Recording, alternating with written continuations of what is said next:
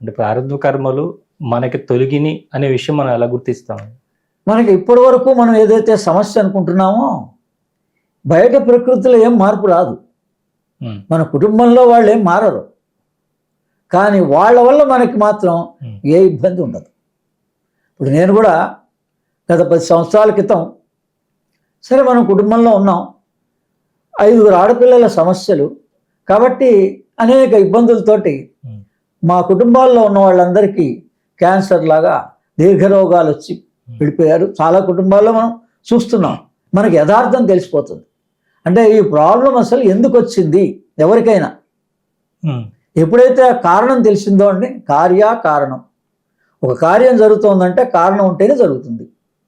మనకు ఆ కారణం తెలవటంలే. మనకు హాస్పిటల్స్ పోయినా కూడా కేవలం శారీరకమైనటువంటి ఇబ్బందికే కారణాలు తెలుసుకోలేకపోతున్నారు సమాజంలో. అలాంటిది మనకి ఈ ఆధ్యాత్మికంలో గురువుల యొక్క అనుగ్రహంతో, ఇలా దేవతా అనుగ్రహంతో తప్పనిసరిగా మనకి చాలా స్పష్టంగా వాళ్ళు గతంలో చేసిన మిస్టేక్స్ కానీ, గత జన్మల్లో చేసిన మిస్టేక్స్ కానీ చాలా వరకు ఈ జన్మల్లోనే ఉంటాయి, కొన్ని గత జన్మల్లో కూడా ఉంటాయి.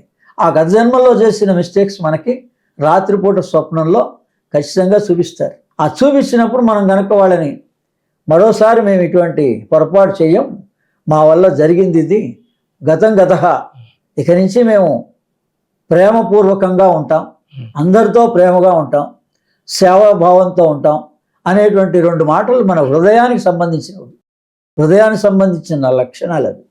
ఆ లక్షణాలని తిరిగి మనం కనుక పొందగలిగితే మనకి ఇంకా ఈ ప్రారంధం అనే మాట అవసరమే లేదు.